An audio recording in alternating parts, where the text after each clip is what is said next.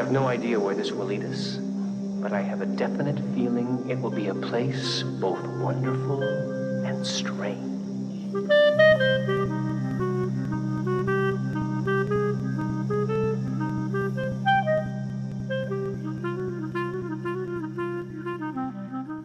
Hello, and welcome to the wonderful and strange Twin Peaks Logcast. I am Kalil, and with me today is the sparkling champagne to my Pretty Pete poem. Oh, I see. It is so lovely, and I must now wax poetically about how great this podcast... I don't know many poems, so I'm gonna try one off the top of my head. I do not like green eggs and ham. I do not like them, Sam I am. I will only be impressed if you can recite the entire book. That would be pretty impressive. That would be pretty impressive, but unfortunately I will not give that impression today. Today we're looking at episode 19, written by Harley Payton and Robert Engels, directed by Caleb Deschanel. This episode, I think, is probably the weirdest named of the whole bunch. We've had a lot of names where we kind of scratch our heads like, that's what they went with. This one's called The Black Widow. I mean, I get where... You could look at things like that, like but... she wears black for most of the episode after, like, Dougie dies. So you're referring to Lana? Yeah, because Okay. she's a widow. She is the literal widow. Yeah. Out of all the people who have, like, dead husbands, she is the one.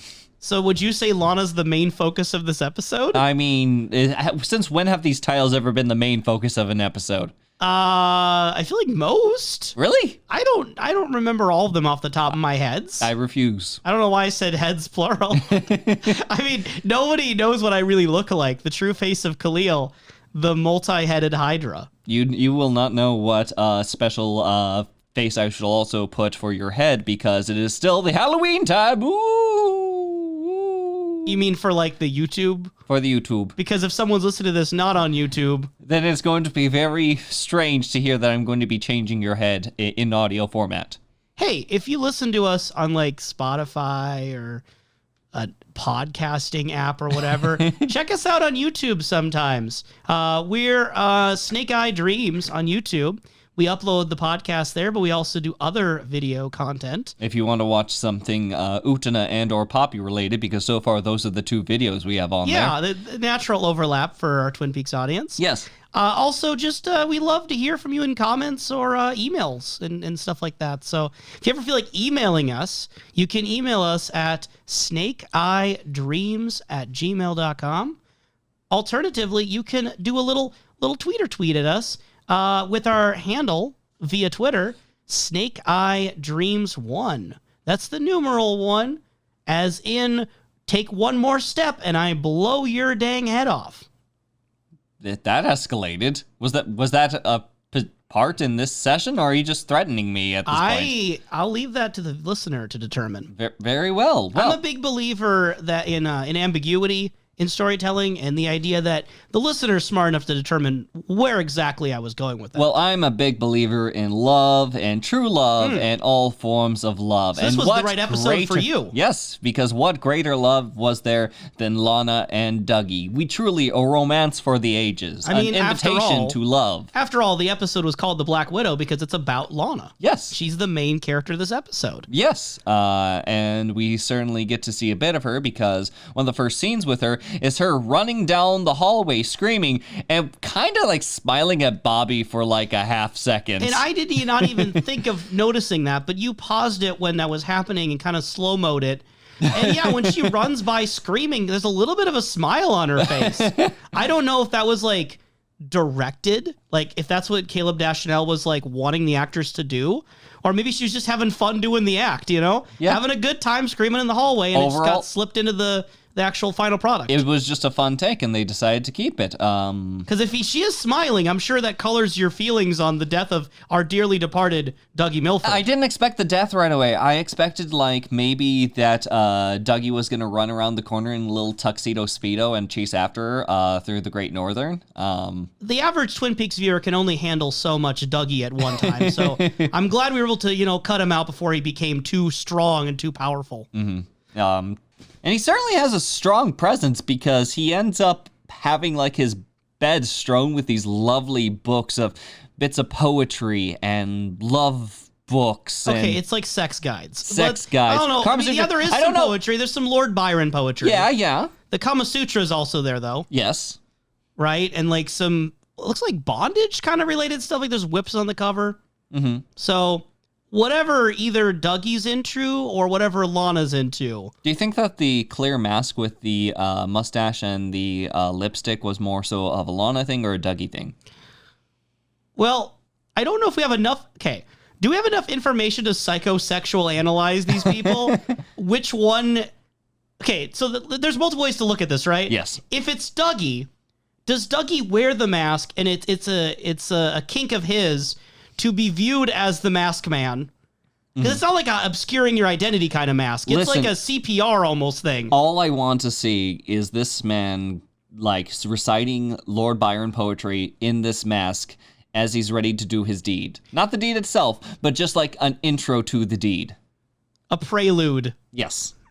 Or is Dougie buying the mask for Lana because that's like the ideal woman for him? Because I think the mask had a mustache, didn't it? Or like, yeah, it's kind of a masculine-ish face.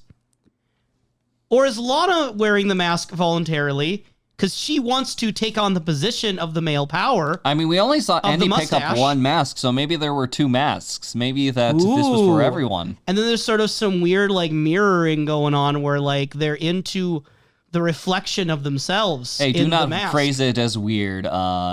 Let people have whatever fun they want in the bedroom. Okay, when I say weird, I mean not common. Mm-hmm.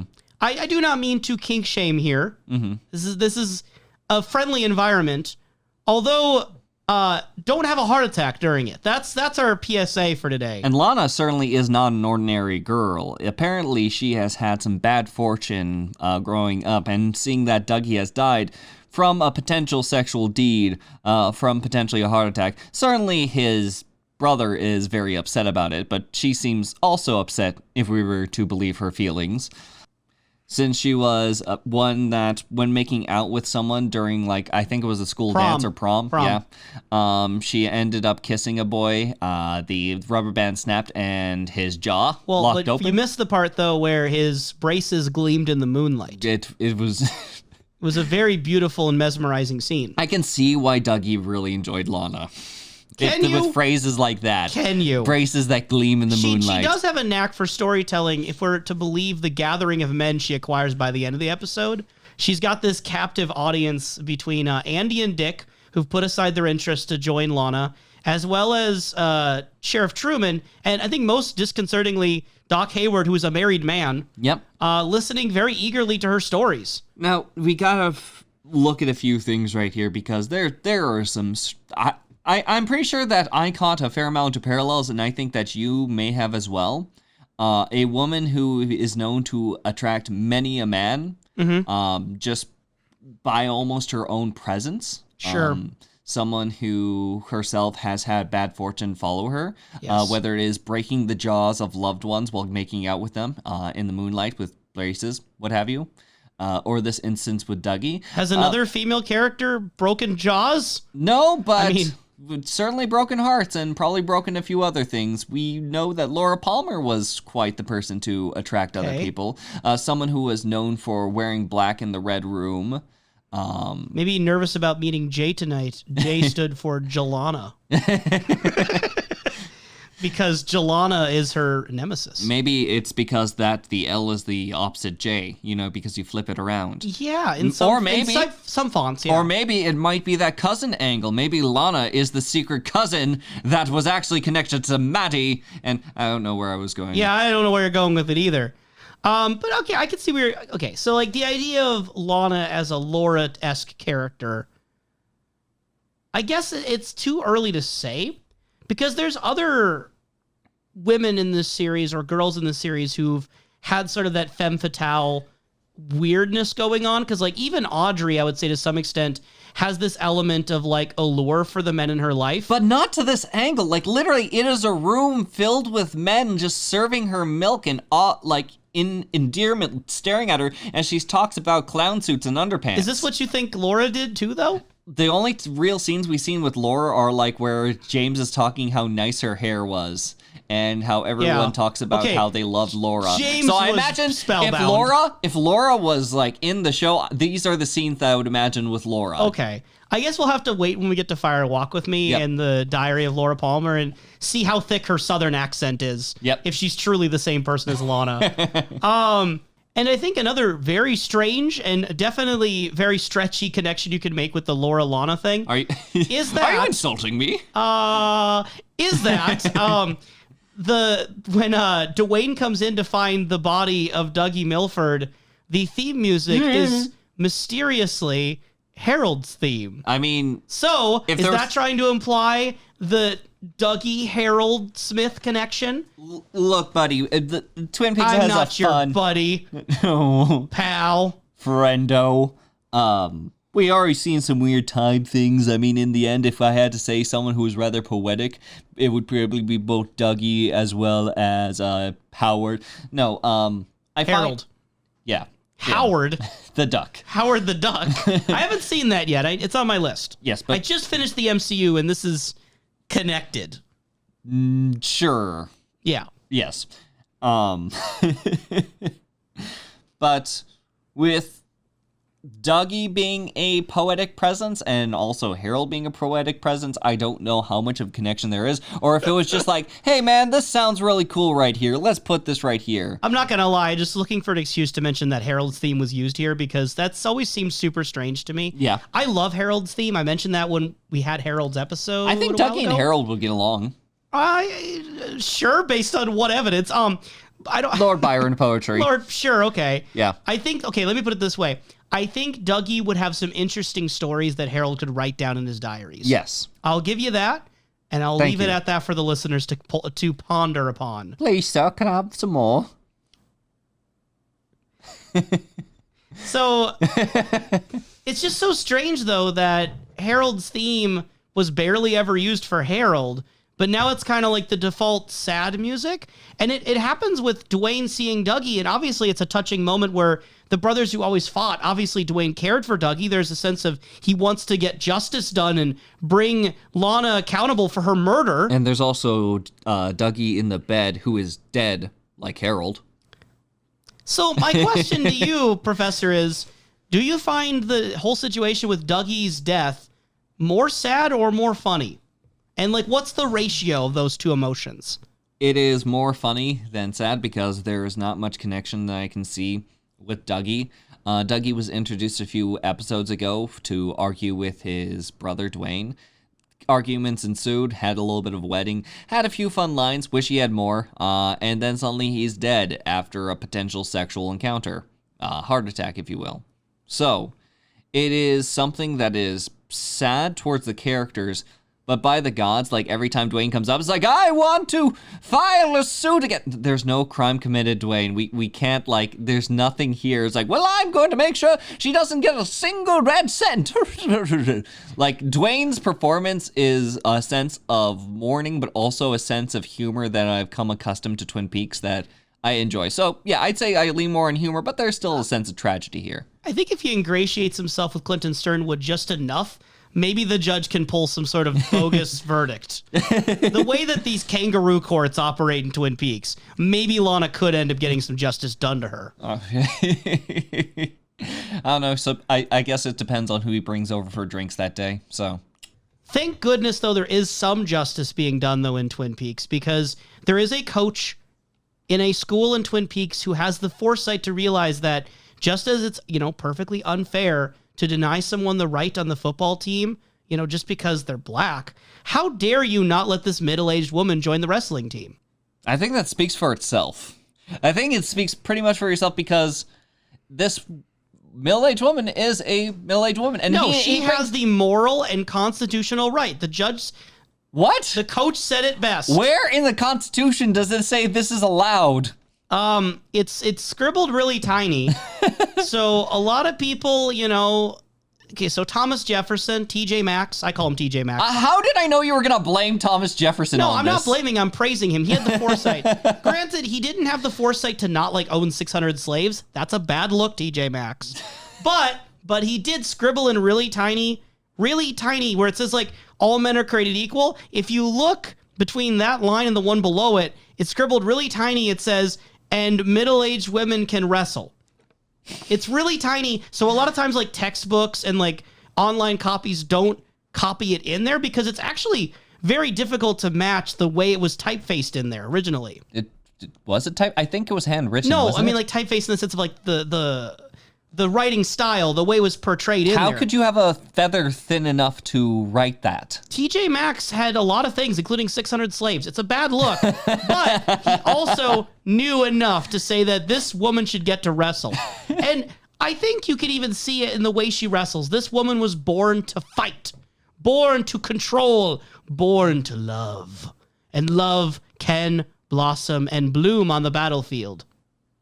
No, I refuse. There are multiple moral and legal repercussions potentially for this. She put her opponent in a move I like to call the full Nelson, the full Mike Nelson. I don't know if this is an actual move. I do not know the wrestle. A Nelson's a thing. Like you put someone in a full Nelson, that's a thing. I don't even know sports, and I know that's a thing. Okay, that's fine. You can know that's a thing. I do not. I'm just now connected that maybe that's why his name's Mike Nelson. Is like Nelson. Because he's on the wrestling team? Well, either that or Nelson Mandela, and I don't see the connection there as much. Or maybe Nelson's just a name. I know that this is probably the first time I will ever say, and only time I'll ever say something is just this in Twin Peaks. It's because you're in denial. You want to deny this woman her God-given or not God-given. We're going to respect all views here. Or many gods given. Either way, her right to wrestle. This was a painful scene to watch. Say such brilliant lines as, you're right, this is sort of like necking, as she like cracks his neck. Yeah, she literally like him. tries to like get him involved with her, like trying to push him on to a date while she is just like breaking this child. You know, there's this song by John Mayer called Heartbreak Warfare. And I think that this idea that love can be war, love can be conflict. There's a sense of dominance happening here. And really, it's kind of a beautiful representation of the power struggles that are innate in all relationships. Was that the second, third, or fourth time that Snake was thrown down that you realized this? I don't know. Maybe I've been thrown down a few too many times. I'm ready to rationalize it. It wasn't even like the super like extreme cases that we've seen in the past, like her throwing a guy way across the field or her and just like tearing off a fridge door. No, it was actually pretty sustained, if you will. It's like she wasn't trying to actually kill him. She went pretty easy, all things considered. Yeah, but he will die if she does stick on the team. Like, I am certain that this is the next casualty. Because the next time we see him after the match, he's like sauntering up to Donna. I don't know if Donna, the word. person you speak to in the high school. It looks like he's half paralyzed. And all he can really say is that he got beat up by a girl. And you're right, because like Nadine talked to Donna prior. And like that connection I understand because Donna is dating James. James lives with Ed and Nadine, so Donna has to have met Nadine a few times. Sure, I get that there'd be a rapport and a relationship there. However, it's really strange that like Mike and Donna are on such good terms, considering if someone remembers the beginning of the show, like in the pilot, Mike was this very controlling person who like basically wanted to know everything about her life and like maneuver her around like she was his possession. Like the classic stereotypical like abusive boyfriend. So for them to be like joking around this way is real weird. Like there's this sense in where he's like, Donna, you've got to pretend like I'm still your boyfriend. And she's like, I'm not even that good of an actress. But like the fact that they can even banter like that after what they've been through in the past is real weird. Does that seem like a problem or is that fine? There's a lot of problems going on. This is the only problem. Yeah, sure. But at the very least, I think it shows a fair amount of desperation on Mike's part. Well, okay, we didn't say this last time, but there is still the chance that Mike might be 18 right now. Might be. Still in high school. Might be. Still in high school. Yeah. Still around parents. But a legal adult. Potentially. Maybe. Legal adult, maybe. The fact that we have to, like, put on these asterisks still is concerning. Nadine is still in a scenario that whether or not Mike is 18, this is not a concern for Nadine because she is not in her right mind at the moment. Well, because, like, Audrey may or may not be 18. Bobby may or may not be 18.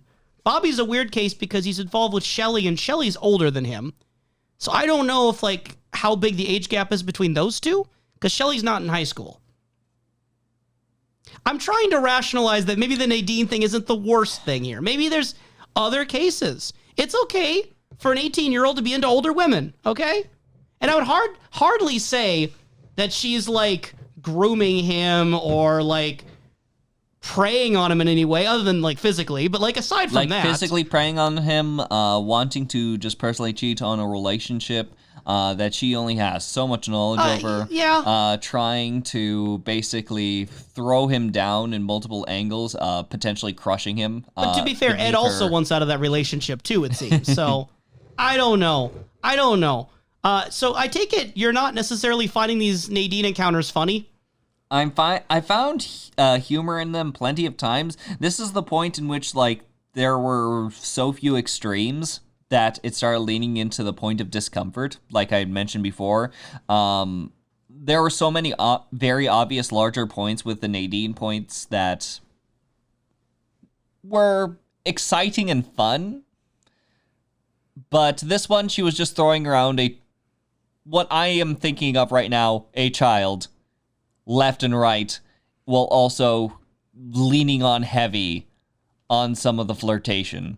And it makes me fear for Snake's life and overall Nadine's well-being if it continues. And honestly, I don't know. Like, we're only getting one side of Nadine's story here on the school side. I don't know what the home life is like anymore, but it looks, from Ed's perspective, to be not so great.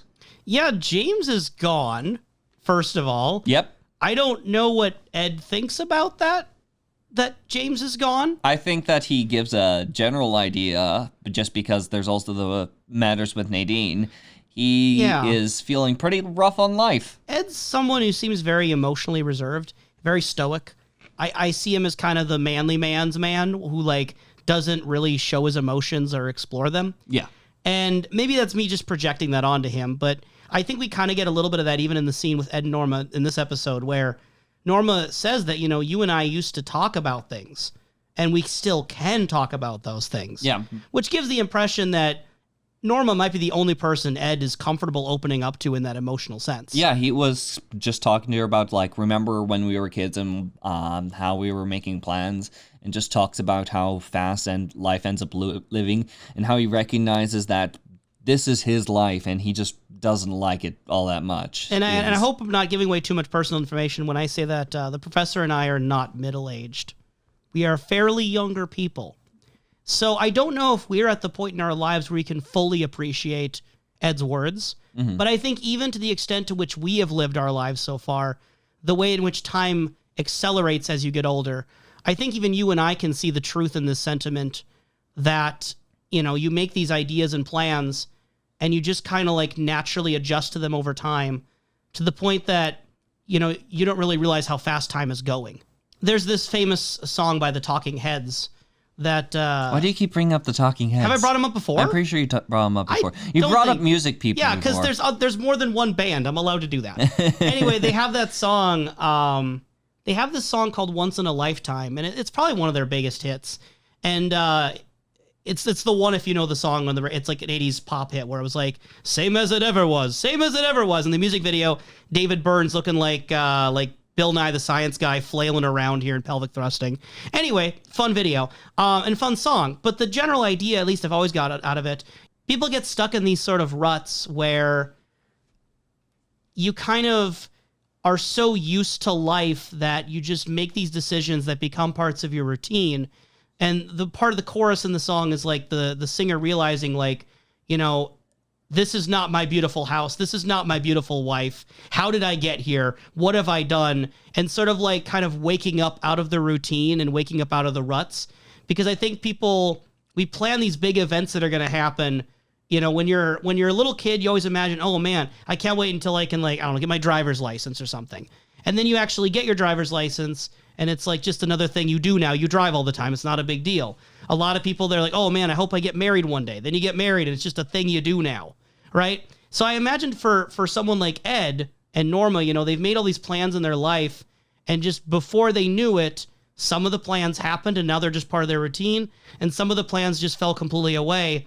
And it's this sort of very, very minimal sadness that I say minimal in the sense that it's subdued and not always conscious. Yes. That upon reflection, it's like you don't realize where the years have gone, that half your life is now gone. And some of those dreams you used to hold so valuable don't seem to matter much anymore. I don't know if I'm just speaking out of my ears here. No. I think that there's a value in this. I think that, especially with kind of what he ends up leaning on, I think life, it definitely isn't quite the same, and I don't know how some people might feel about it, especially Hank. I do think that they have the right attitude, though. I think it's Norma who says that they can make new plans.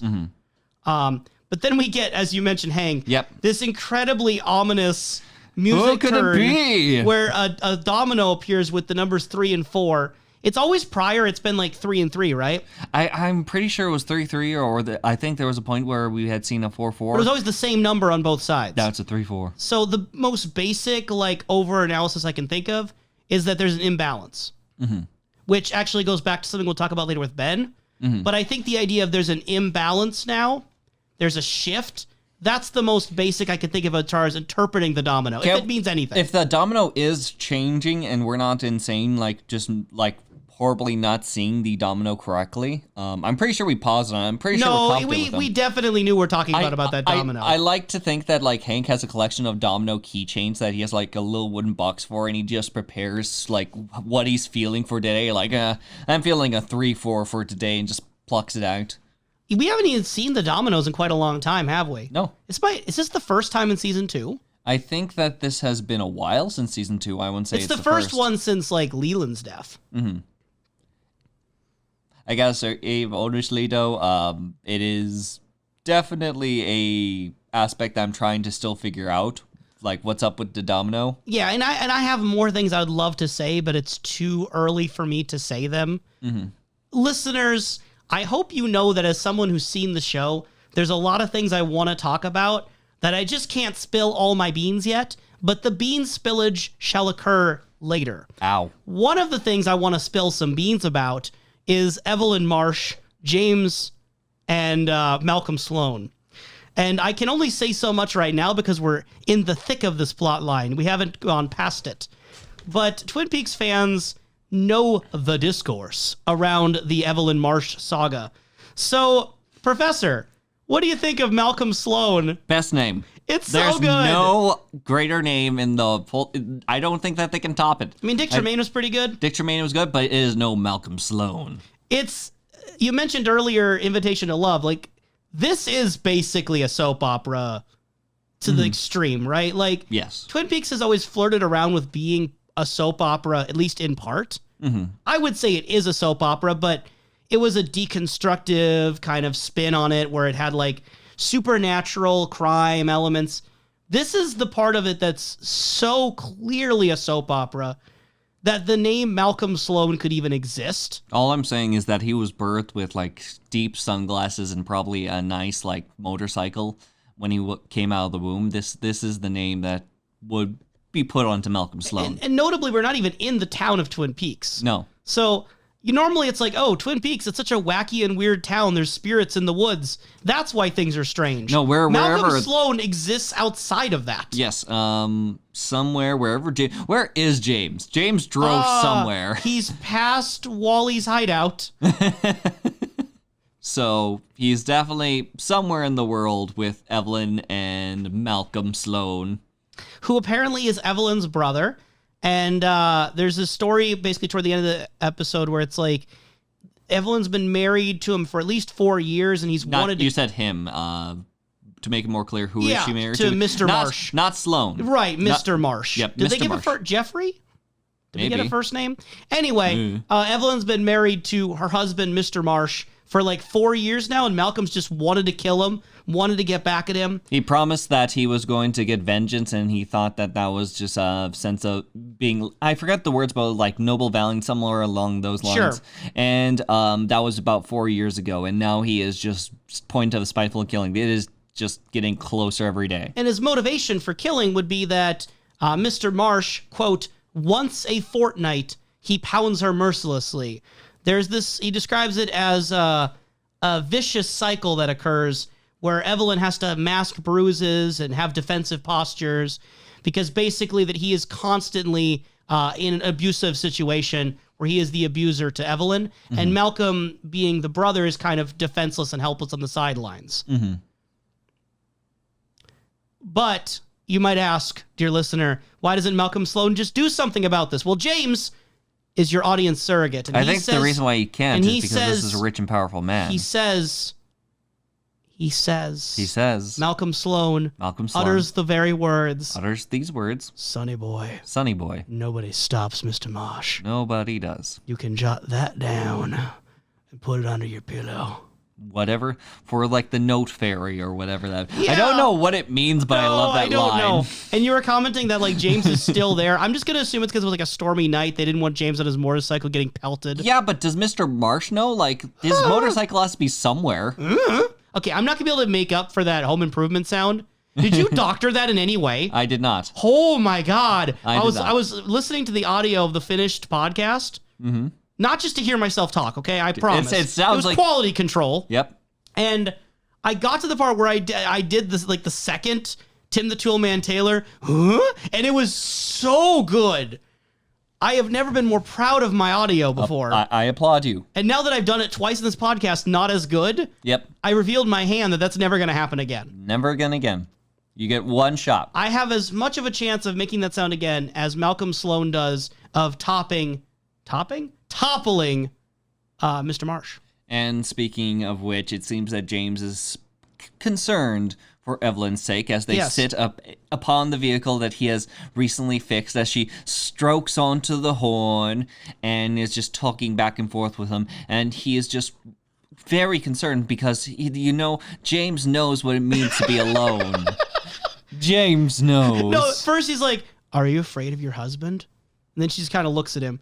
I know what it feels like to be alone. Yep. I mean... Has he been alone at any point in the series other than recently? There's different kinds of loneliness, right? There's the general normal kind that we most expect where like someone's not around people. In that situation, I don't know if we have enough evidence of that because if anything, he wants to be alone. He drives off into the night by himself. Now, mind you, he has a very poor situation with his mother, but from what we understand, he's learned so much from Ed as a trade and seems to go to him as a sense of comfort. He has people at his home. He has friends at school. He has a girlfriend. He associates with people. So all I'm left with is the kind of more deeper existential loneliness of like not feeling like they belong or not really having a really deep connection, which I'm going to put a maybe on that. I don't know if I can read the contents of James's heart. No one can. My best reading of the situation, all joking aside, would be that there might have been a hole in his heart after Laura's death that he has been trying to fill ever since. And I think the situations with Donna and Maddie could be viewed as attempts that didn't quite succeed. Yeah. So there's a loneliness to himself because of Laura being gone. It reminds me a little bit of when Bob was talking about pulling the plug out of Leland, basically, and the conscience would leak in. It's almost like Laura, the heart-shaped locket plug got pulled out, and he's just had that hole ever since, that heart-shaped hole. Yes. I'm mixing my metaphor very, very badly here, but... It's okay. But it's okay. You know what I'm saying here. No. You know what I'm saying here. Then anyway, they make out, James and Evelyn Marsh. Yep. And then all of a sudden... Boom! Mr. Marsh just he honks on his way in. I've never seen or heard of anyone who just drives up to their house and is like, I'm here.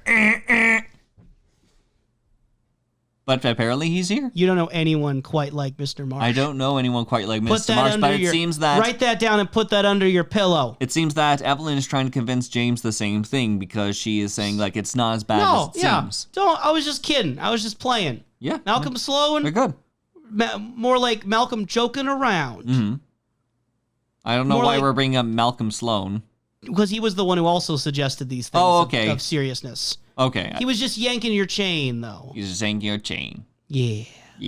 And there's someone who is definitely yanking on other people's chains, most likely emotionally, and maybe a little bit physically, our dear little Nicky. Let's talk about what Judy Swain said Oh, yes. At Helping Hands. Judy Swain, one of our many new characters from here. Not just do we have Malcolm Sloan, but we have Judy Swain. Well, let's talk about Judy then. What did you think of her? She was there to say that there are some fun things in Little Nicky's past. It seems that tragedy has followed him and his parents have been killed. I mean, I don't know if I'd call like deep-seated trauma as a fun little thing in his past. It's a fun little thing. If we take the story and narrative seriously, this kid's got a really rough life. Yep. But then as the realization dawns upon Dick Tremayne, Which, by the way, Dick Tremayne is looking very nice. Please, last time I was the one who updated us on the appearance. Do you want to go ahead and kind of mention what he's wearing today? Well, first off, Dick Tremayne leaves the kid in the car because, he's so excited to go on the adventure. But, yeah, that's... Okay, don't leave kids in the car. I don't care what season it is. No. He is partaking on a lovely turtleneck followed by a button-up and a sweet, fuzzy jean jacket with a handkerchief stuffed into the pocket and lovely tan-like shorts. Maybe beige, maybe like those lovely pajamas we saw in the past. Regardless, a lovely color It's much indeed. lovelier than those pajamas. Don't you dare compare those pajamas to And Dick the Tremayne. best part is that Horn's department store must have had a matching pair because little Nicky's wearing the same thing that we discover later. Isn't that cute? It is absolutely dapper. So, he is inside of this attire, ready to take Nicky camping. Well, yeah, and he's like Dick Tremayne's realizing as Judy's going on that, the parents were killed. They didn't just like normally die. Yeah. Something happened. He's like, how did they get killed? He's like concern on his face. To which Judy replies, it's like concern on his mysterious face. circumstances. It's supposed to be concern on his face, but the way that the line is delivered is like, Judy Swain, go ahead, keep talking in front of the others. I swear I will ruin your career if you keep going. So we flash forward later, and After he's done the deed, no. He is... What? Okay, no, you can't do that because earlier "done the deed" referred to Dougie with his wife. Oh. You can't use the same verbiage here. It was in context of like ruining Judy Swain, so I'm pretty sure at some point he probably ruined Judy Swain's career. Okay. That's just out of my speculation. Yeah. Jokes aside. So we see him on the trip. Well, a side on journey the road trip, of the trip because apparently his car broke down, which under mysterious circumstances. and he swore that he recently got his car checked. He's frustrated. He's reading a book, having a fun Not only did he get it checked, he got it checked at the gas farm. gas farm. Meaning who likely looked at it? Ed Hurley. Ed, the expert, in which James has attested that In the same episode. He is really good at cars. So this is truly mysterious circumstances. Yes, and meanwhile, while Tremayne is trying to take care of this, little Nicky is just like spinning the wheels, honking the horn, blinking the lights. It is not a fun time for Dick. And there's a point in which like Dick just yells to him to get out of the car. He's just like, "Do you hate me, Uncle Dick?" And he's like, No, I don't hate you." And little Nicky just walks over, gives a look at Dick Tremayne, and suddenly, boom! His car goes in some way and direction. I just remember a loud sound before Nicky runs up, hugs him, and says, "Are you okay, Uncle Dick? Are you dead?" Yeah, that is neat. Sounds like a mysterious circumstance. It does, and that is exactly what Dick Tremayne is thinking. Because later that night, he ignores, everyone's ignoring Lucy that night. there's ominous music as he enters in. Because this was like right after the cut from Hank with the domino. Yes. So like Hank has the 3/4 domino, ominous music, carries over the next scene where you see Dick Tremayne enter. Briskly walking and shaking his umbrella, looks straight at Andy, not at Lucy, who's like getting herself settled, like, "Oh, hey, Yeah, Dick." completely ignoring the woman behind her. Oh, Andrew. Skips over Lucy, goes right over to Andy, his best friend. Yes. They found a reason to be best friends now. And he says, as crazy as this might sound, I do believe that little Nicky might be the devil. Or at least homicidal in the first degree. And one of the best editing tricks done inside the series, we get a zoom in on Andy's mind as he sees little Nicky's true form of the devil. So, Professor, Yes. do you believe that little Nicky is the devil? No. Okay, there have been strange works of spirits, okay, in Twin Peaks. Yes. How do you know that little Nicky is not such a demonic being. Little Nicky was left alone to his own devices around a vehicle, so yeah, likely he sabotaged the car, but because Dick Tremayne keeps leaving him alone. But I think that Dick Tremayne is just so unused to concepts of tending to people, caring for people, that as at the first sign of something negative in his life, he is immediately taking it to a great hyperbole. He is just imagining the worst case scenarios, because I think that Dick Tremayne is very fearful for his situation. I think that this is his imagination running wild on, like, this is the devil, this is what the cause, while this is more so a kid likely just acting out. Like, I like to think that there's a second psychic kid in Twin Peaks that can make cars boom Hey, if with we a have a single kid who glance. can move cream corn.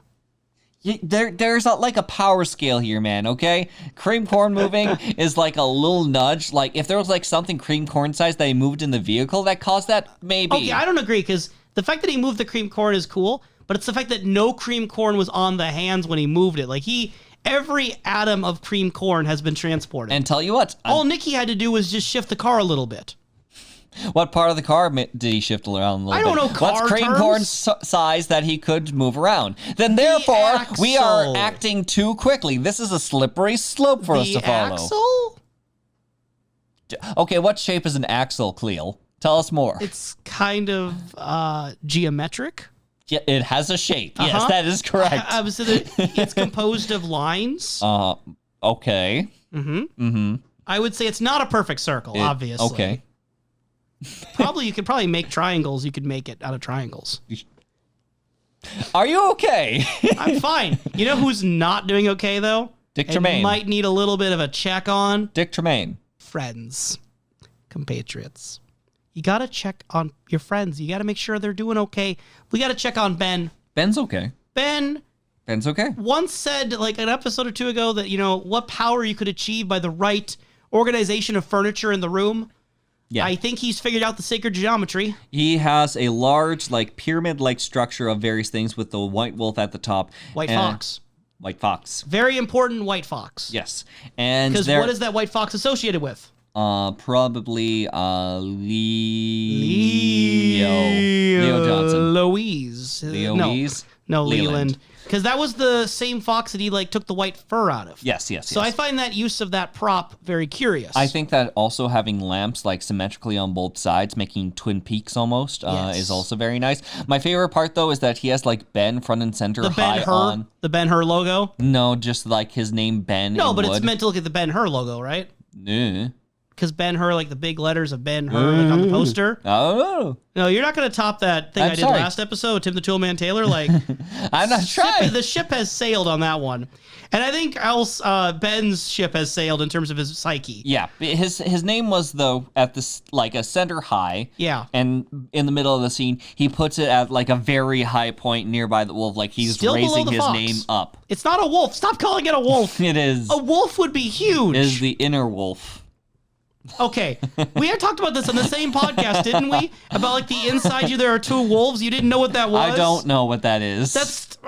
I'm just referencing I can't. How am I supposed to communicate when you don't know the phrases?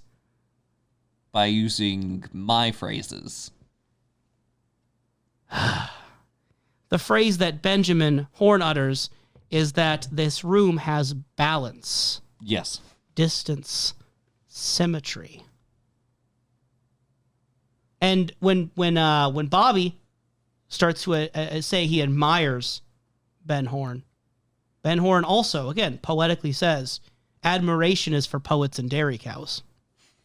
Which, weird, I've ever told you the story about, probably haven't because it hasn't come up yet.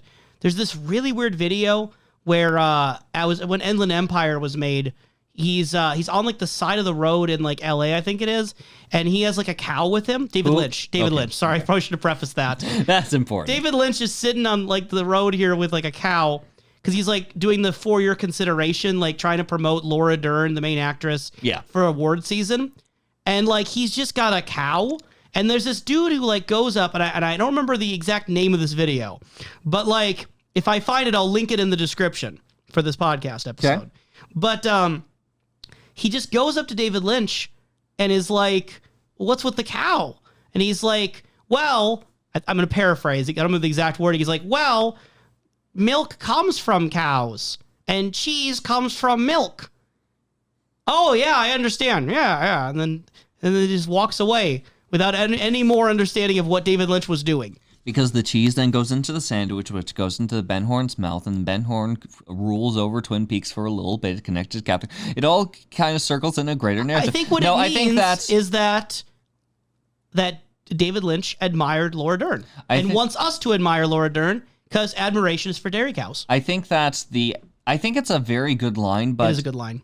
In the respects of admiration, anyone could really admire for for something as simple as dairy cows to something as aloof as poets.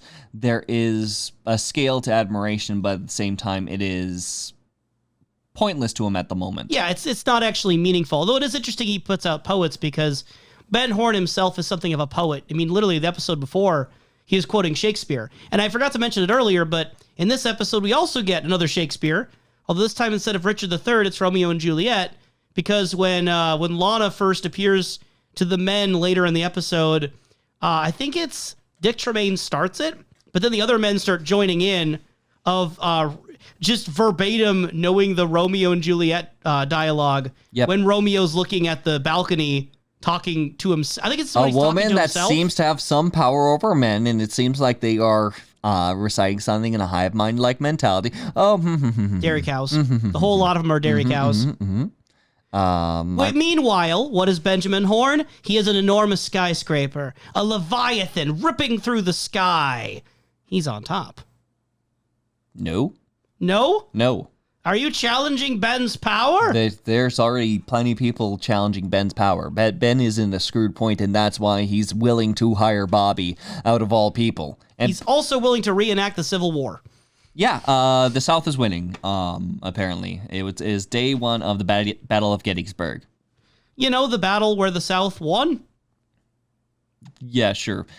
He was also wearing a coat. Was that a Confederate coat or? Confederate. Okay. Neat to have in his collection, I guess. For listeners who aren't as savvy on American history, because I know we do have some international listeners, there is something curious going on here with Benjamin Horn taking the side of the South in arguing like kind of the Gettysburg battle as being a turning point where the South is winning.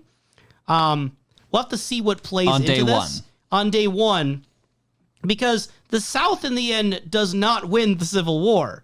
The South, whose main reason for fighting, oh man, it all goes full circle, is slavery, just like TJ Maxx. Bad look, TJ Maxx. Bad look. So Ben Horn, putting himself on the losing side, historically known for being an oppressor, curiosity for a psychological perspective, because we made a comment, I think it was last episode again, where he put himself in the shoes of kind of the antagonistic king who wants more power. He kind of might be self-aware. Does Ben know he's the bad guy? Does he know he's the Billie Eilish song? No. You know do you know that song? Professor. You say you don't know music, but you know bad guy, right? Is it like that one from like that one cartoon, like I'm the bad guy? You know that one. I mean, that was pretty close to what it is. I mean, I'm going to give you that. Oh, okay, yeah.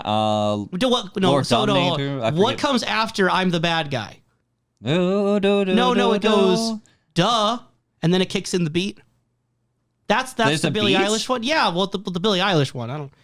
It was like one of the biggest songs. I only know. I know 2019. I know. Oh, there was one in 2019 that was like I'm the bad guy in this cartoon. Yonder Over Wander, I think it was. Okay, forgive me. It turns out that I must have discovered it last year, but it was from 2016. I'm the bad guy from Wander Over Yonder, a Disney show that features a small little orange protagonist with a big old hat. Speaking of small, little, and orange. Okay, we're going to talk about Cooper later, but there was that scene where he looked orange in this episode, right? Yes. Like it was early in the episode. I think he was wearing orange, though, like he was reddish talking orange. to Irene. Yes, a new character, the real estate woman. The dead dog farm. We're going to talk about it later, but this is just such a natural segue opportunity. Sure. I have to mention it. I don't know if it was like just the restoration on the Blu-ray, like whatever. He looks like strikingly sunburnt. Hey man, whatever can get me out of this music argument, I will go with. Yes, he does look very orange. I'm going to agree with everything you're saying right now. And you know who else is the bad guy? To return to that, is Bobby the bad guy? But yeah. Because we is. haven't seen Shelly in this episode, but Bobby, he's making moves. He's making moves on Audrey as they are discussing, and Audrey is even leaning in, just seeing how she can help, if you will.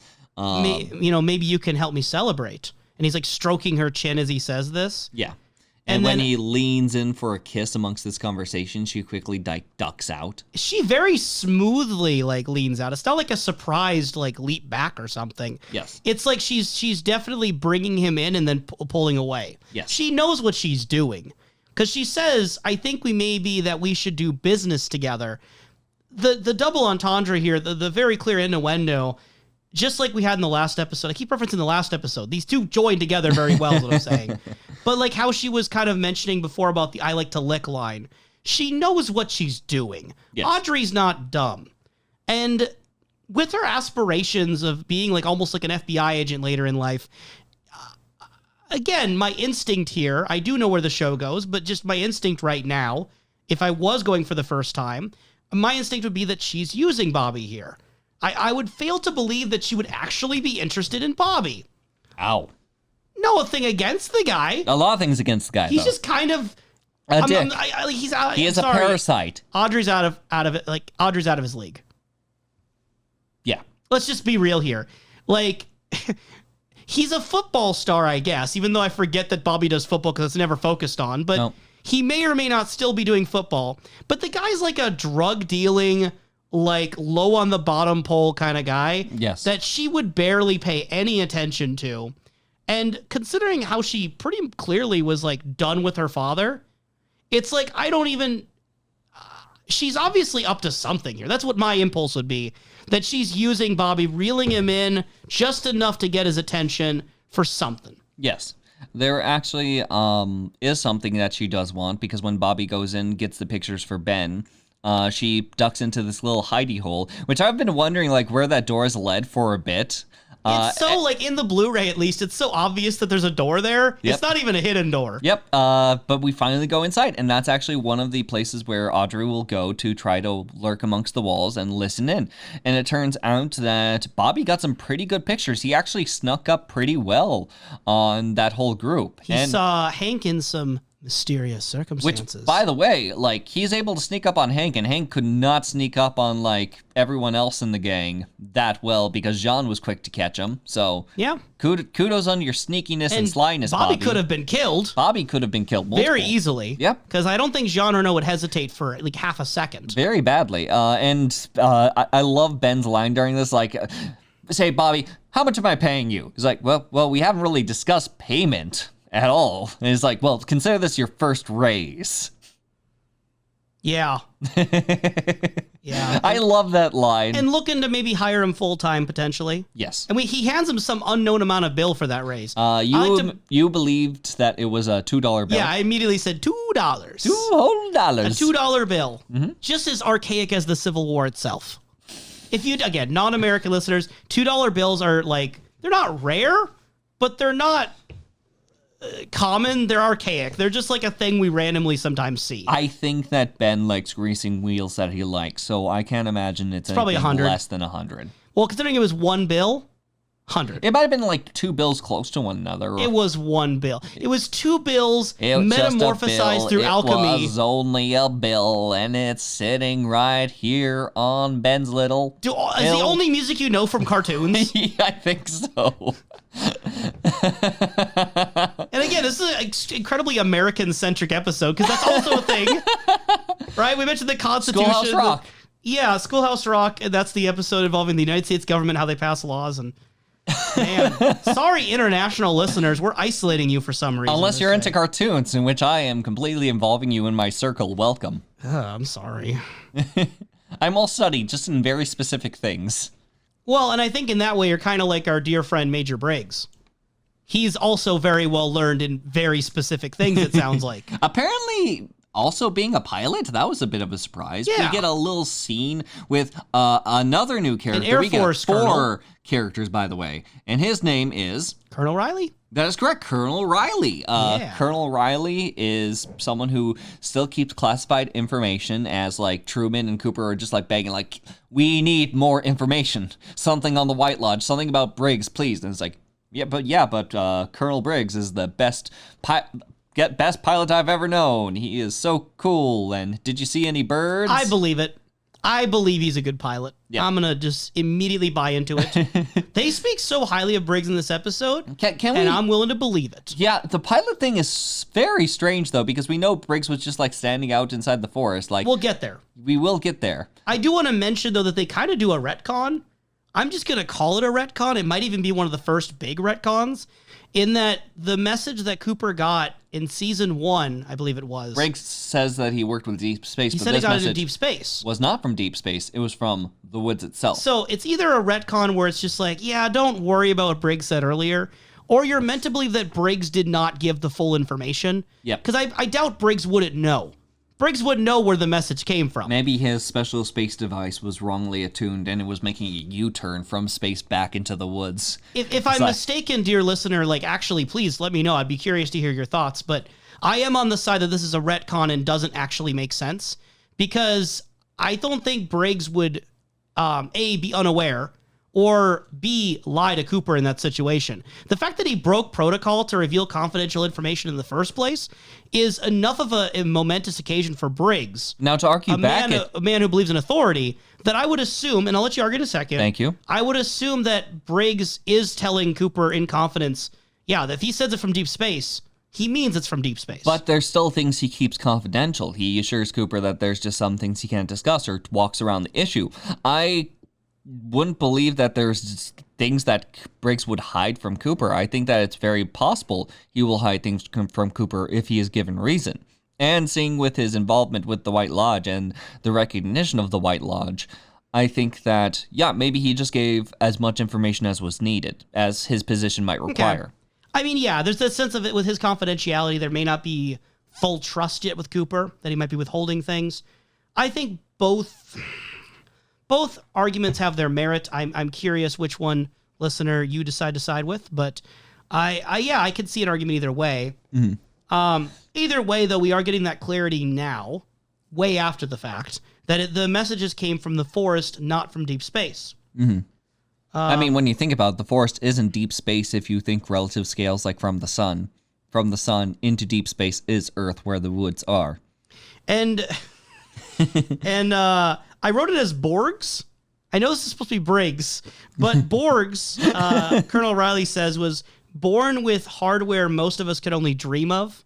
So again, hyping him up. Colonel Riley's the hype man, if there ever was one for this guy. Yes.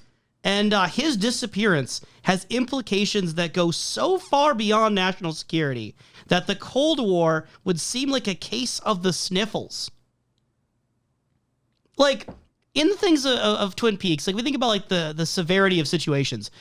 About 80% at least of the stuff in Twin Peaks, probably way more than 80%, is small town drama that may or may not involve, like, the lives of a few people. Yes. Laura Palmer's death, unless we go really weird into, like, supernatural stuff, at the end of the day is the death of a high school girl. It's a tragedy for the community, but it's not, a national security threat. Yeah, and this is the biggest, like, thing outside of Twin Peaks of, like, oh, Major Briggs matters. Major Briggs apparently does matter. There's also the concern of the White Lodge mattering to be watched out for or look into. And just the idea that there's just a lot of war in this episode between Gettysburg, between just like the reference to the Cold War, and also just Snake being in the episode. Snake? Snake! Okay, I already made the Metal Gear Solid reference earlier. Snake. I can make another reference. I'm allowed. There's no rules on this podcast. While you may be talking about snakes, it is, in fact, an owl lamp that is in the Briggs household. A white owl lamp. It just stares. Yes, it just stares in the general direction of Bobby and where the camera is, It's the which most I enjoy. conspicuous prop you could possibly have for this show. If only it flashed as well, and just had like the words "I'm an owl" in front of it, And then like maybe it has a backdrop of like two peaks behind it. And there's like a cherry pie on the table right in front of it with some donuts and coffee. And David there's a Lynch fish in the percolator. And David Lynch is peeking over behind the lamp. Behind and the just peeks back. couch that Betty Briggs is sitting on. And he's just saying symbolism over and over again. And like Hank's domino drops on top of it. And yeah. No, it's pretty out there and obvious. Bobby comes home to the stormy night and he sees his mom, Betty Briggs, sitting on the couch, and he's like, man, just like read a book or something. It's creepy just sitting here like that. Yeah. And you get a pretty tender conversation between Bobby and his mom. We don't really see a lot of them together, so that was kind of cool to see. Mm-hmm. And Bobby mentions the talk that he had with his dad a couple of weeks ago, which in Twin Peaks words means like, what, 20? I mean, not 20. That's too much. Like, there was a time skip at one point. because that was season 1 that happened, right? I have never cared like what episodes and how much time has passed more than Twin Peaks. Oh, I agree with you. This show's really strange with time. I don't watch enough soap operas to know if that's a common problem. Yeah. I've watched a little bit of like Y&R back in the day, Young and the Restless.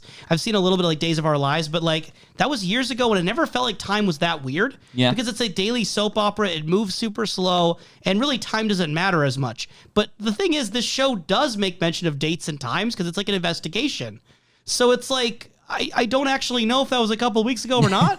A lot's happened in these couple weeks. Because I think when Bobby had that conversation with Major Briggs, I think Audrey was still like kidnapped by Blackie. That's how long ago that was. Like, Yep. I don't think we met John Renault yet. Nope.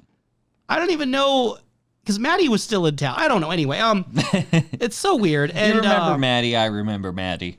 And then we get out of nowhere. We get this comment from Betty Briggs that she's talking about her husband and how nice he is. He's so incredible human being. She says that sometimes when we're lying in bed, he'll just stroke his hands through my hair.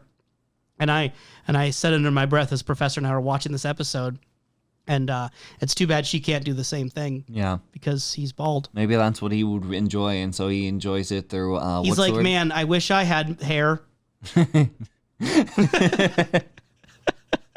That's the only reason he could ever do that. It's not for affection or showing he cares.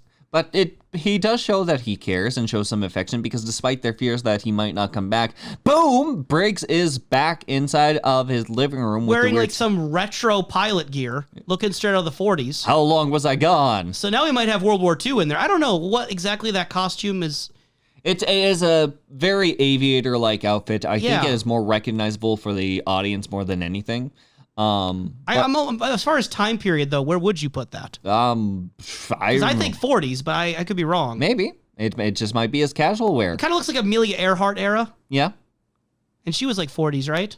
1940s, Amelia Earhart? I don't know. What's time? Because apparently he's been stuck there for like 2 days, but he feels that it's been even shorter. He immediately asks, like, how long have I been gone? He doesn't even, he feels like, because they mentioned it's just been a couple days, but it feels like, much shorter. Again, I think Major Briggs might be the most aware that time doesn't make sense in Twin Peaks right now. Yep. But yeah, I'm surprised he even knows what year it is, to be honest with you. He just kind of poofs back in.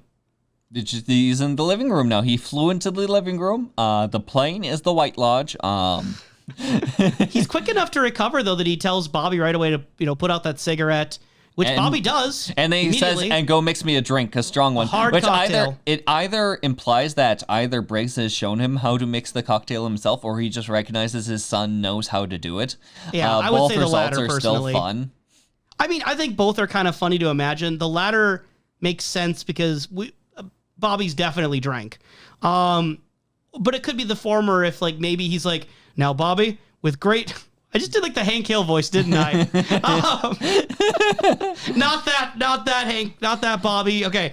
Now, if you want a strong drink, you gotta make sure you mix it with some propane and use your propane accessories from Ed's Gas Farm. But no, I could see him being like, this is a man's beverage. One day you're going to be a man, and as the cusp of manhood, I feel like it is proper for me to instruct you in the ways of such things. Yeah. Here's the booze. Yeah. all Hank Hill jokes aside, though, like, what do you think of this whole situation where Major Briggs shows up in retro aviator garb, doesn't know how long he's been gone, and the Air Force and national security alerts are going off that this is like a Cold War size event. It definitely brings up the idea of like why an Air Force, like anything, makes more sense, but at the same time brings up more questions. This man apparently has been stressed for a long time, however shorter than 2 days he has felt, and has embraced a light that has now brought him back home. It is something that I do not have enough information on, and I do not think Briggs really wants to talk about yet. Are you still enjoying this emphasis on Briggs? I still enjoy this emphasis on Briggs. I look forward to the conversations we have with Briggs because I think that it is interesting to see him back so suddenly rather than just hanging him in the background, dangling him away like, will Cooper find the White Lodge where he resides, or maybe he's in the Black Lodge? So you're glad he's back so quickly? I'm glad he's back so quickly. I think I could see it either way, because I could see them having him be gone for a while would make his sudden reappearance more dramatic. I prefer the subverted expectation of having this conversation between Bobby and the mother, maybe even being an idea of acceptance, and just thinking to yourself like, oh God, is he okay? Like, how long will he be gone? And then he comes back. Yeah. It's something that you don't expect, and I think the time for it is best That's a good point. So, yeah, no, I think that they did well with that. And in some ways, it might be that he has been gone a long time based on the way he looks. He might have been gone in a different time or something. So, yep.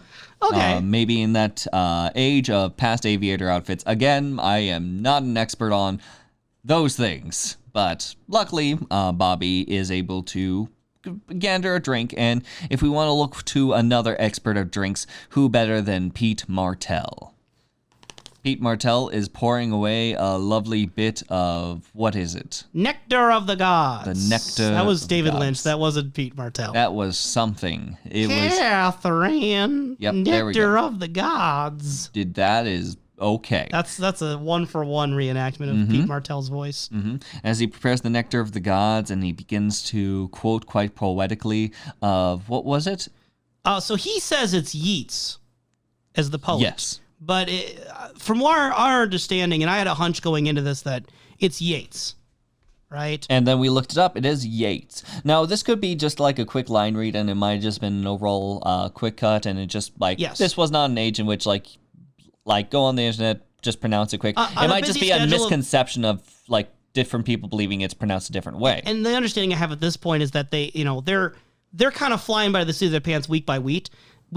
Like, season 1... Season 1 was already all shot before it started airing. Yes. Season 2, they have to make it up as they go. Yeah. So in a weekly syndicated soap opera like this, yeah, they may not have had time for doing more line readings.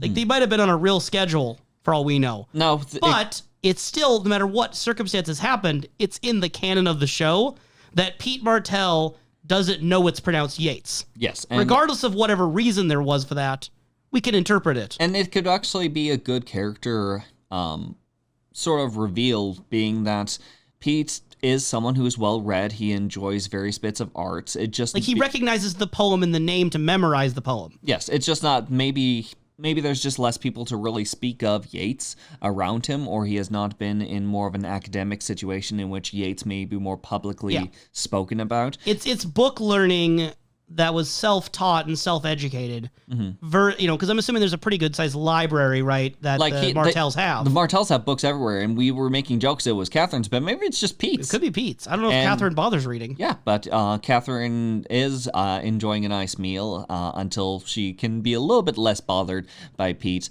as Josie is mating about in the background. Mating? Mating. Okay, I don't remember seeing that happen in the background. She is being a maid in the background. She is mating. Yeah, okay. She's mating. Professor. Yes. You know what that sounds like, right? Hey, it is not up to me. It sounds for like they're your doing the dirty deed mind. back there. It is not for me to have your dirty mind. I am simply saying she's better be being cleaned up maid because there's in a the maid. background. You got to clean this up. She can clean up her own mess. How's it? No. I'm going to call you out of this. How's it my dirty mind? You said she's mating in the background. I said she's mating with the D. That's not what you call that. I said she's committing being a matery. maid. She is committing matery. There we go. That's much clearer. That's better. Thank you. I now I know enjoy what's going on.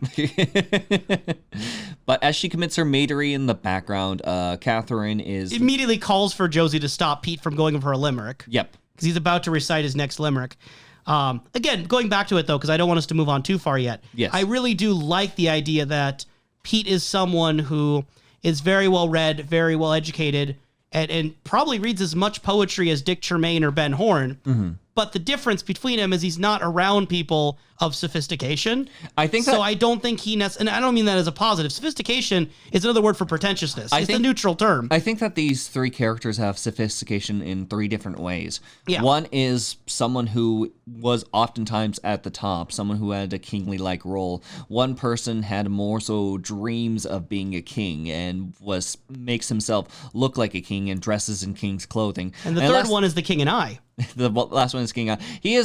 Pete is the man I don't imagine is going to think to himself that I need all this and that. I think he is perfectly happy where he's at with his wife at this point. No, he'd find academics. He'd find like academia and the sort of people who are like literary experts. He'd find them like pompous. I think he'd want nothing to do with them. I don't know if I would say that as far as that. I think that Pete is the type of person to have conversations with people and enjoy conversations with people. I just don't think... But the gatekeeping that's in academia, I think he'd be like, not worth the work. I think that he wouldn't enjoy the gatekeeping. I think that he would just be more so just excited to learn things instead of having it as a front or as a luxury for a position. That's true. Pete is a man of the people. Yes, mostly. And speaking of people, going back to what you're saying, Josie is called along. She's got a new haircut. Yeah. I noticed Audrey also's got like a new haircut. They both got like short hair. Yes. We'll get back to that later. Put a pin in that. Put a pin in their heads. Ow. It would definitely hurt.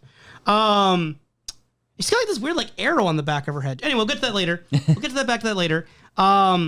Pete at first looks kind of smug as they're kind of like giving orders to Josie. But then when Josie's like sent away, he's like, don't you think you're being a little hard on her? She's still part of the family. To which Catherine, perhaps rightly, is like, no, Josie probably had a hand in Andrew's. Did she say Andrew's death? Yeah, I think she said Andrew's death. Yeah, Andrew's death. She points out Andrew's death. So it's unknown if Pete knows. It's no. Pete even says that that's not what my Josie would do. I don't know if he knows that Andrew's still alive is what I mean. I think it's leaning on that sense because it looks like more so Catherine is trying to convince Pete more than it is she's trying to put on a show for Josie. Sure. I'm almost certain that Catherine has certain cards in her hand that she doesn't want good old Pete to have at the moment. I mean, They've only been reunited for so long. They've been distanced in their marriage for so long. So reunited and it feels so good, but that does not mean it is full of equitable knowledge. I understand what you're coming from. So Pete, he doesn't believe it. He doesn't really believe that the Josie he knows would do something like that. But then they decide to toast to Catherine. Catherine decides to toast to Catherine. Pete agrees. Clink the champagne glasses. Here's to you, poodle. Is Catherine a poodle? Catherine is a poodle. I think, this is a fun little side tangent. In terms of Twin Peaks characters, if they were dogs, you'd agree Catherine's a poodle? Yes. What kind of dog would Pete be? Pete, mixed breed. He'd be a mutt. Be a mutt? Mm-hmm. Ed. Ed, I can see someone like Ed being, I need to know dogs better. I'm thinking of like those mastiffs. Oh, I'd say beagle. Dog. Oh, beagle. Okay. Yeah, I don't think he's I know he's a tall man, but he's a big old reliable person that you could probably smush his face. Dick Tremayne. He is someone who will have a pedigree, a very highly esteemed pup, but I think that he will be secretly a mixed breed. And someone like, who else can I pick? Lana. Lana is... What's the most flirtatious dog? The Black Widow dog. What is that? Is it a spider dog? It's a spider dog. Ugh, that's terrifying. What do you imagine a spider dog looks like? It looks like a dog, but it's also a spider. Does it have 8 legs? No.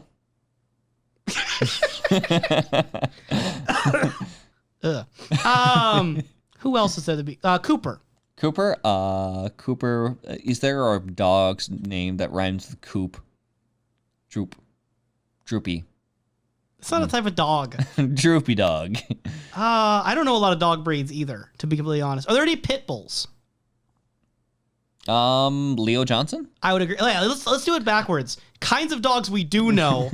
Are there any wiener dogs? Like, I'm thinking Andy. I think that this is a good one. By the way, I do not want to condone. There are some very, very sweet pit bulls. I'm going more so by stereotype. I agree with you. The stereotype. Give some pit bulls some love, people. That is my PSA. Yeah, dog breeds aren't bad. People are bad.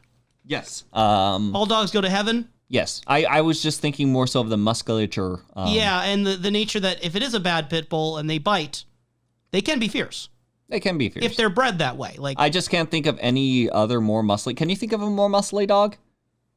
I don't know. We all know that wiener dogs are going to be Andy. Okay, you're on the same page with that. Good. Yes. What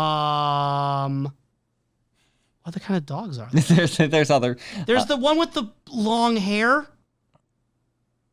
You know, the big, the one that's like tall. It's got like. I hardly know music names, and you want me to know dog breeds? Well, they're not the same thing. You could theoretically know all about one and not the other. Okay. They're not linked. Okay, husky is going to be hawk. Ooh. I think like a very light-eyed husky. Are there any corgis? Corgis? I'm trying to remember corgi. That's like the Cowboy Bebop dog. Oh, okay. Yeah, Dick Tremayne. Dick Tremayne. No, I like. It is something in which I can see the dog sitting proudly, but at the same time have a waddle. Pug. Does anyone have any breathing issues in this show? Well, Jacques Renault did toward the end of his life. Yep. Actually, Dick, yeah, that's probably actually the best answer. Jacques Renault is a pug. All right, moving on. Thank you for entertaining that. Thank you. How am I going to segue to this? Hey, actually, I do have a segue for this. Oh my God, I didn't even realize it. I want to talk about the Log Lady intro next. I'm brilliant. Yay. Because the Log Lady's intro, she talks about having a large dog. We don't know the breed. We do know, however, that it was black and white, so maybe a Dalmatian. Per snaps. And he ate everything. Why Dalmatian? Because black and white.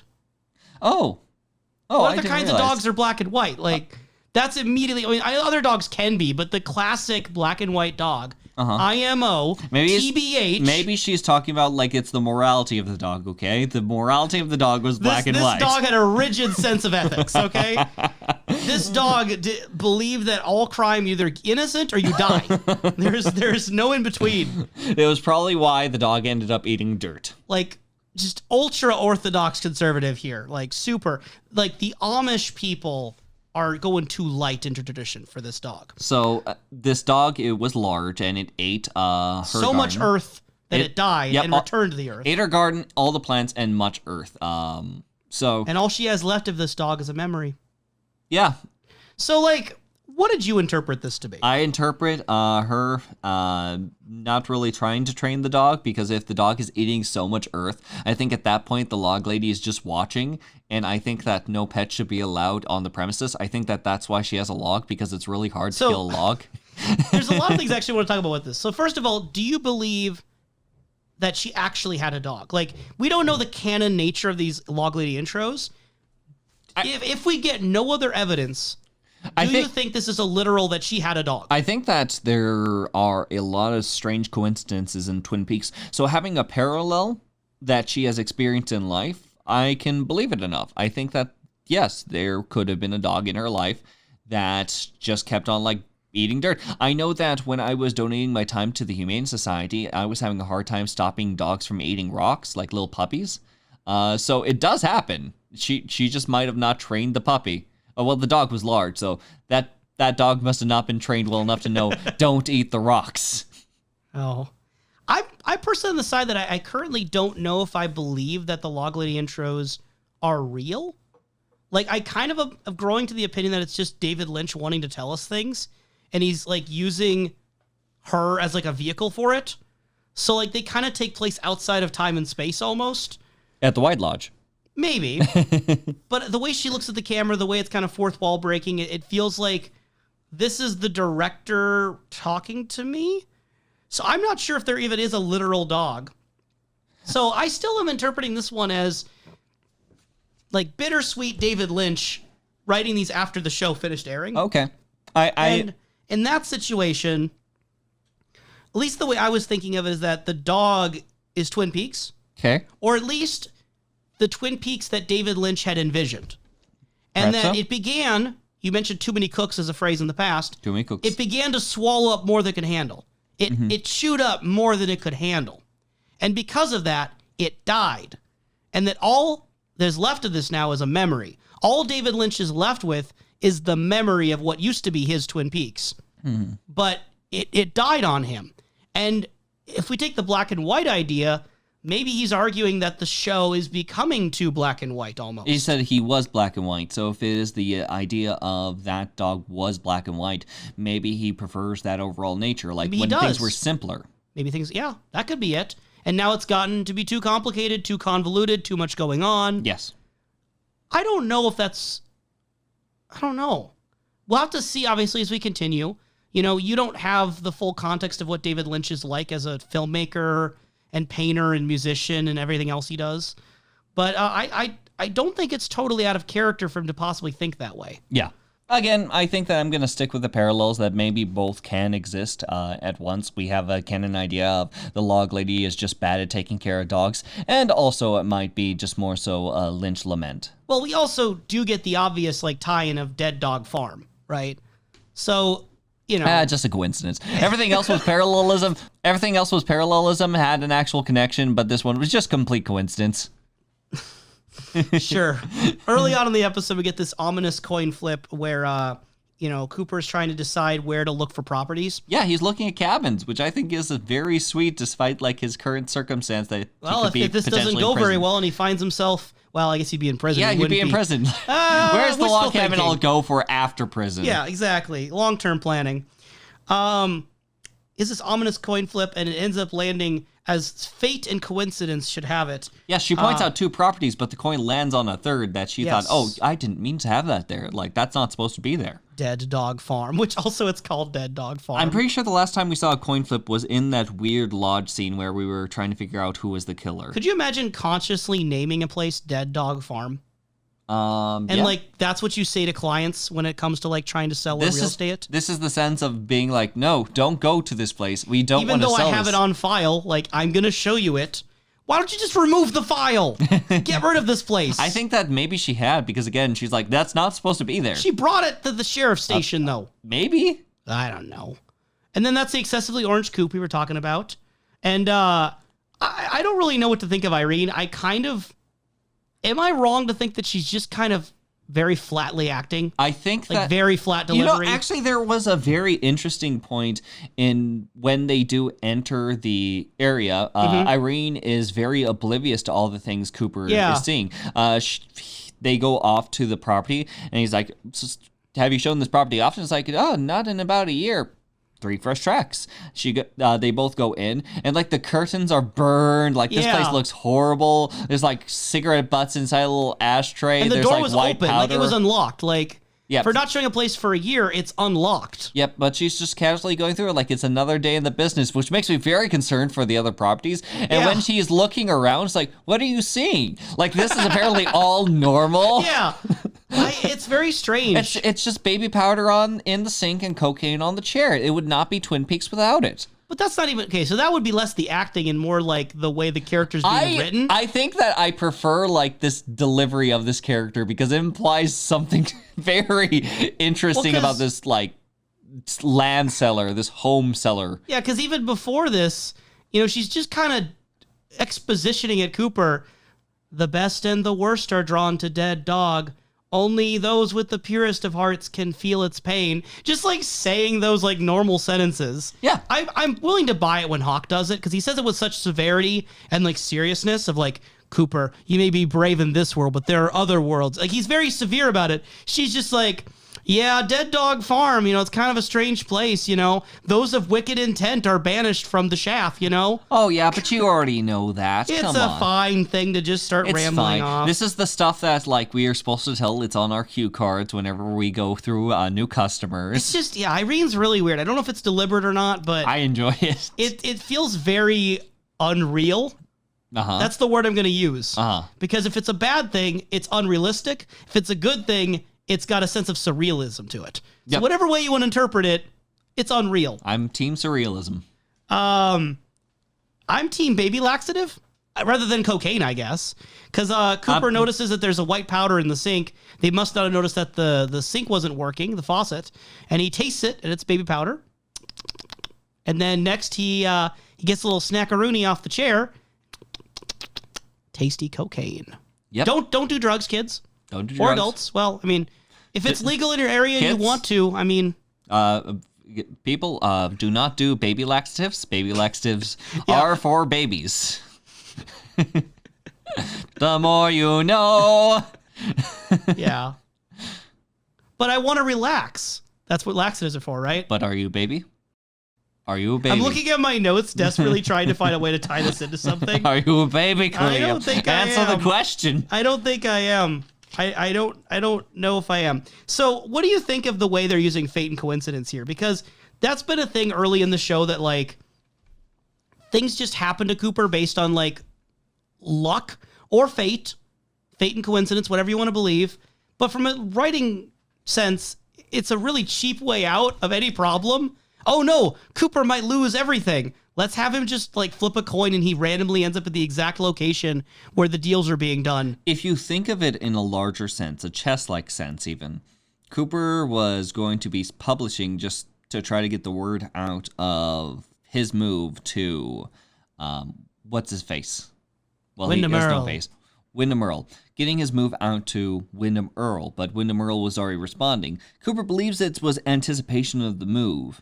But I think that there is a larger note on Cooper he's being flung into a game that's just going to keep going around him no matter what. That the moves cannot go outside the board. Do you think Cooper, in a more metaphorical sense, in terms of the narrative, do you think he's the one playing chess, or do you believe he's another chess piece? Like I was mentioning beforehand, it is really dependent on if we believe that he and Wyndham Earl are actually facing one another on this white and black chessboard, like how it is parallel with the Lodge, or if Wyndham Earl even still considers him like somewhat on his own side. Sure. Like he is a piece on his side and he's more so taunting Coop for not making moves when there's more openings for the queen on his board. And in the end, if there's someone going to be at Wyndham Earl's side, it's probably going to be the queen piece, the Cooper piece. Yeah. Either Cooper's self or Shadow self. Because I think there's something to be argued here that if Cooper is the metaphorical chess player, he is someone with a sense of control and direction, and he's trying to outmaneuver.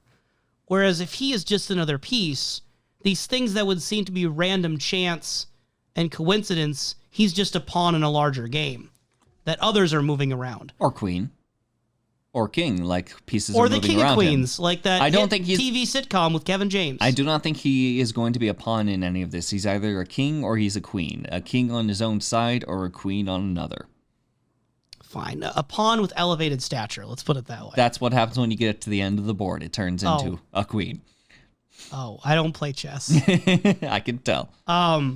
But listener, if you have any information about the assault that happened at Hector's Burrito Heaven, please, could you contact us immediately? Yeah, speaking of that little newspaper, Can there you were please some very contact nice us ones. immediately if you have any knowledge of Heaven's Burrito? No, Hector's Burrito Heaven. That's There what was apparently, I love reading like small little notes because you get more ideas of the world. And Sure. there's definitely some weird stuff going on. Apparently there's an assault at Hector's Burrito Heaven last night. There's a place in town called Hector's Burrito Heaven. And honestly, when it comes to Norma's mom, she didn't have to go for the double R. She should have made the review at Hector's Burrito Heaven. Okay, we should probably clarify Empty for the listener wins. what we're talking about, because I don't know if they look... I was saying the newspaper that he was submitting to. Where he put the note in there of Earl to P to Q4, and Yes.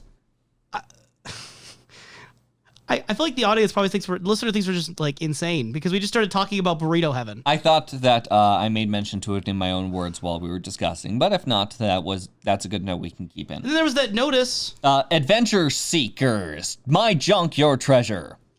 and the other notice. Oh yeah, that one. I prefer like the vague sense of like my junk, your treasure, but no number, no reference, Yeah. just mysteriously. Come get my stuff. You can only find it first. I left everything I owed in one piece. But yes, the the service has me stationed some place in the middle of nowhere, and it gets a little lonely out here. Not much for scenery. just a lot of white stuff. I'm in my middle 20s, black hair, hazel eyes, 5'5", 115 pounds, 43, 32, 38. And at first I was thinking maybe this might be like an old ad from Harold, but it's like, oh, by the way, I'm a female. You thought those are Harold's measurements? I don't know. I don't know measurements. I don't know what this size means. I feel like the relative number of 43 means Harold's nothing chest, to me. I think Harold's chest is probably not proportionate, if I had to guess. Maybe. I don't know.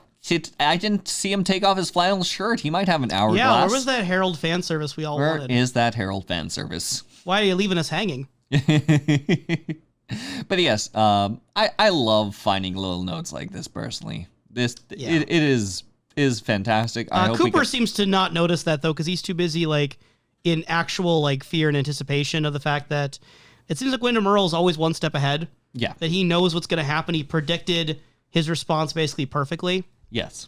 Not a good sign. Although he does immediately get positive news when Audrey comes in and she gives the pictures that Bobby had taken. She stole them from her father.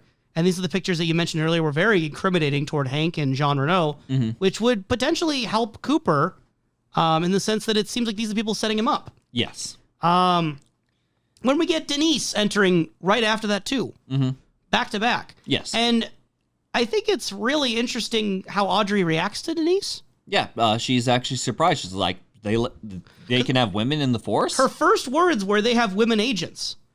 And it seems like she does understand that this is someone who is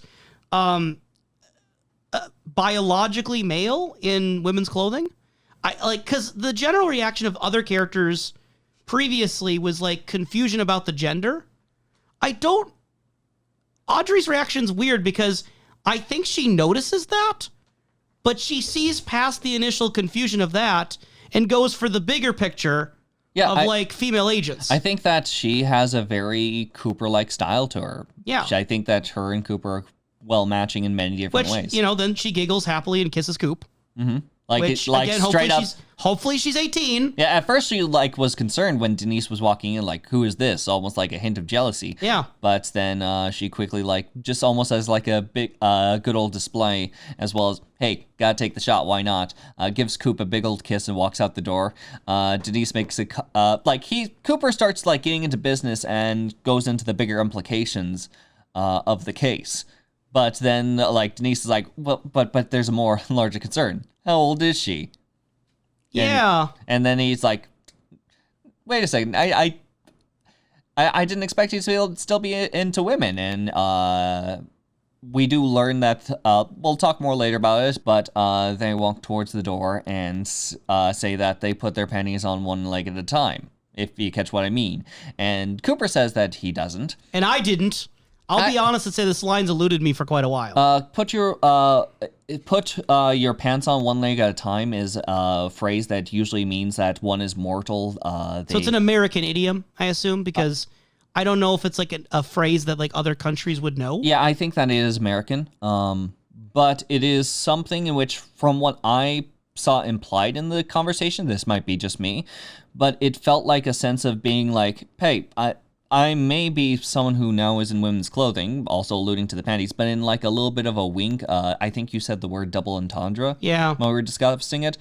It's a sense of, I still have my desires. I just look a bit different now. I'm still the same person. See, and I was always confused because I was like, what does that have to do with liking women? Because at first I thought it was trying to imply something about like the genitals about Denise.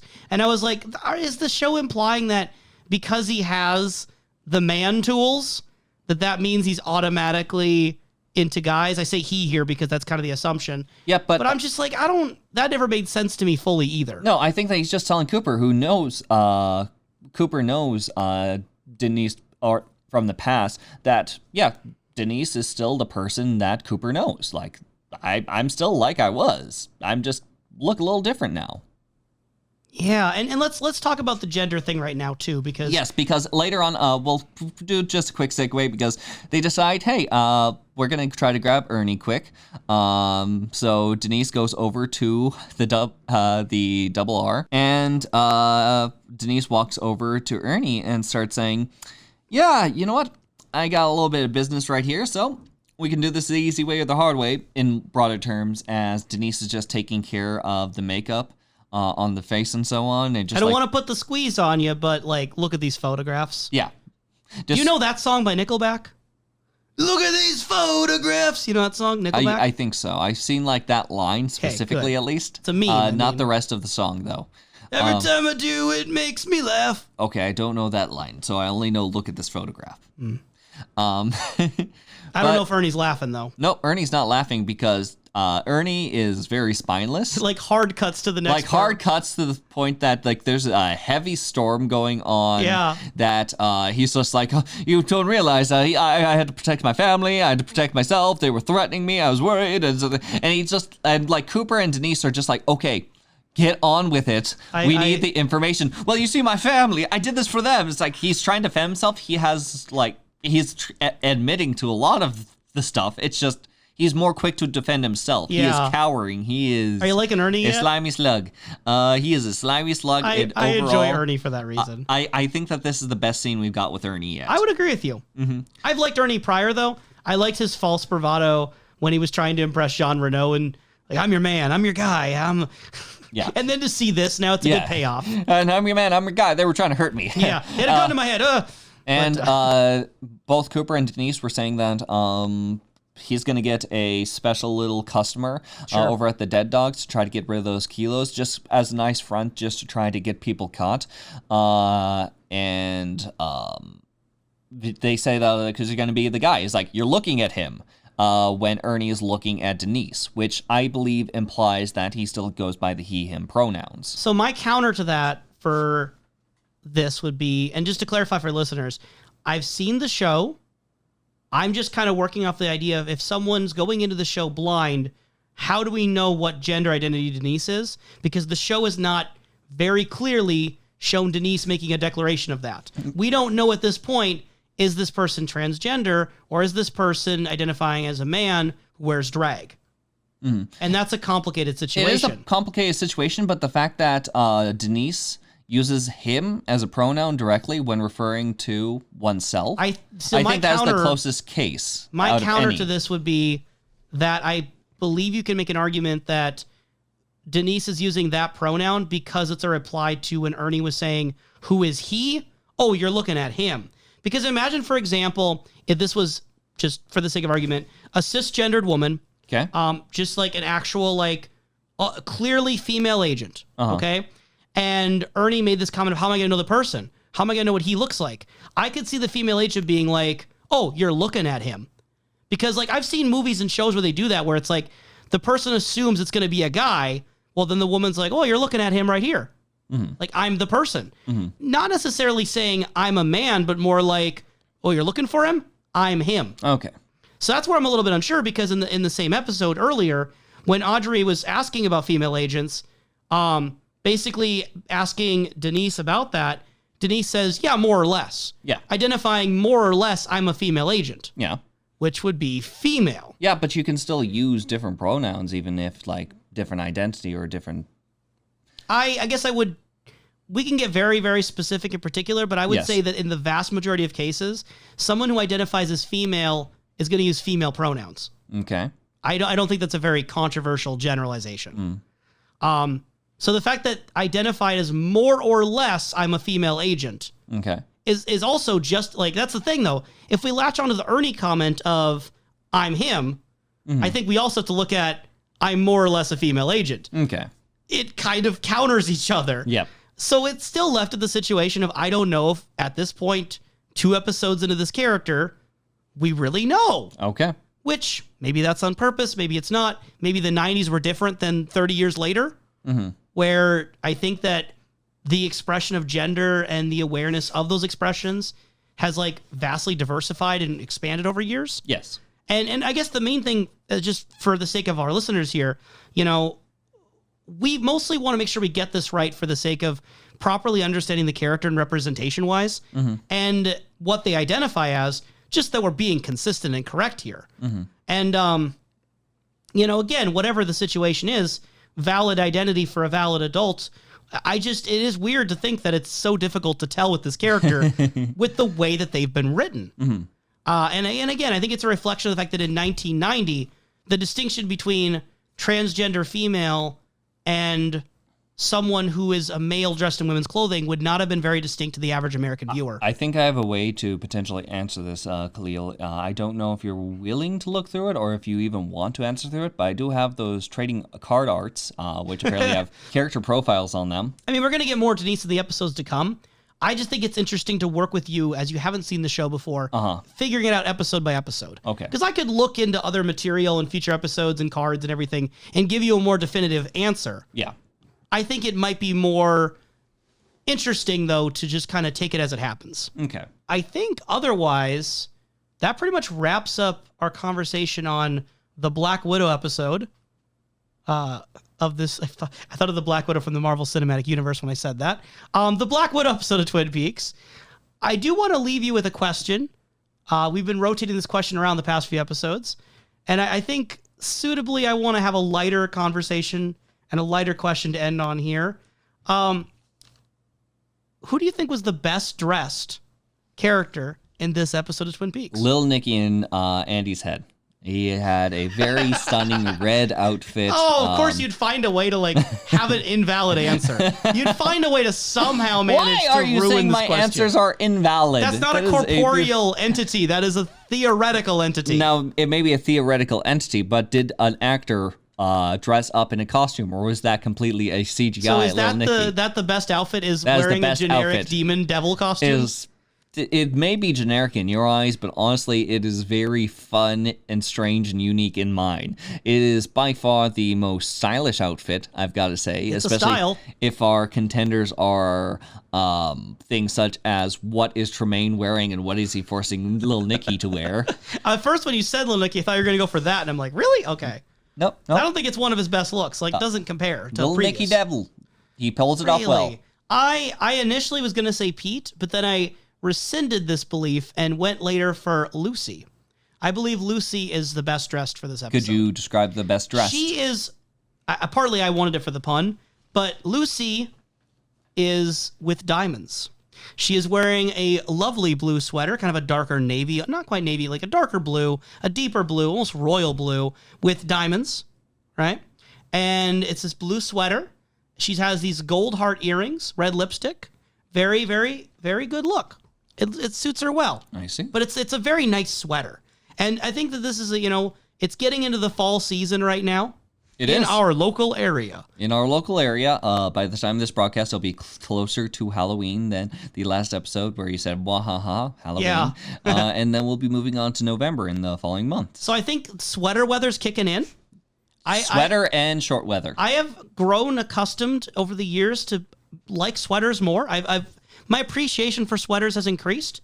And I think of the sweaters in this episode, Lucy with the diamonds, 110% of the way. But she's not in the sky. I do want to ask, though, thank you for identifying my joke. Mm-hmm. What did you think of the short haircuts on Josie and Audrey?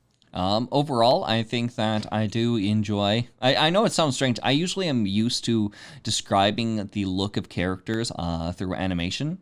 So I'm reluctant to say I like Josie's new design. I mean... It is a design in a sense. It is a design in a sense. There's a designer, a costume designer. Yep. Someone who Stylist. has a nice made proper. I enjoy that when she is told to put on the hat, it is still put it a little bit of a little notch. bit to the side. I think Josie wears it better than Audrey. Mm-hmm. I'm really curious on the back of Josie's head. She's got this weird arrow going down, almost like a rat tail. That was a little weird.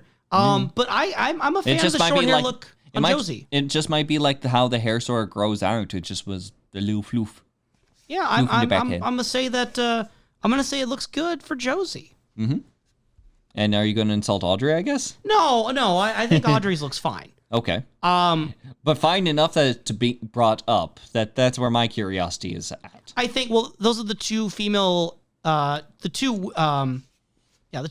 two actresses in this episode who had notably shorter hair, so they're comparable. Mm-hmm. Well, everyone else could have haircuts. Could you tell me more about Cooper's haircut? He didn't have a haircut for this episode. Maybe. Not a drastically different style.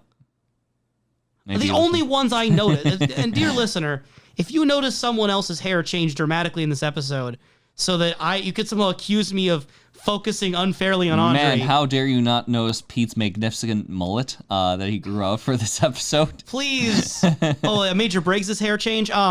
Please send us an email or a YouTube reply or a Twitter tweet. You know how to get a hold of us. It's in the description. I said at the beginning of the video. Really, listener, we're happy to have you along the ride.